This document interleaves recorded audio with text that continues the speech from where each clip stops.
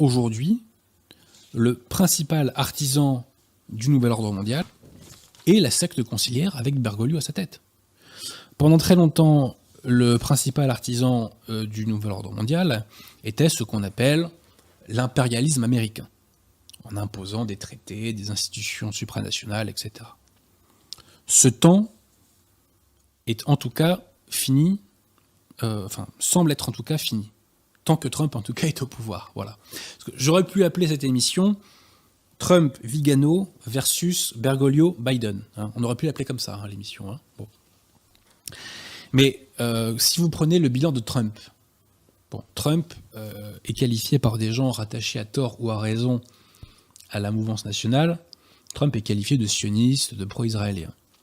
L'est-il vraiment? Moi, je ne suis pas spécialiste. Je laisse cette question à ceux qui s'y connaissent mieux que moi en la matière. Au fond, d'ailleurs, peu m'importe, je regarde les faits. Quels sont les faits? Les faits, c'est que Trump a mis un terme au processus qui devait mener au marché transatlantique. Les faits, c'est que Trump s'est en partie désengagé du Moyen-Orient. Il s'est retiré, je crois, de l'OMS, et il fait des critiques à répétition sur l'OTAN, démontrant qu'il souhaite s'en délester.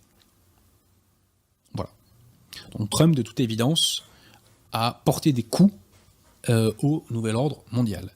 Et puisque l'abbé Vigano est le fil rouge de cette émission, eh bien citons l'abbé Vigano, car l'abbé Vigano défend Trump. Il défend Trump pour plusieurs raisons. Première raison, c'est parce que Trump, dans la mesure où il l'a pu, a cherché à s'opposer à l'avortement et à rappeler l'importance de la vie. Ensuite, citation d'un entretien de l'abbé Vigano du début du mois d'octobre. Trump lutte contre la pédophilie et le pédosatanisme. Il n'a pas ouvert de nouveaux fronts de guerre et a réduit considérablement les fronts existants en concluant des accords de paix. Il a rendu à Dieu le droit de citoyenneté après qu'Obama ait même annulé Noël et imposé des mesures que repousse l'âme religieuse des Américains. Voilà. Donc aujourd'hui, eh bien, pour succéder à l'impérialisme américain, nous avons la secte conciliaire.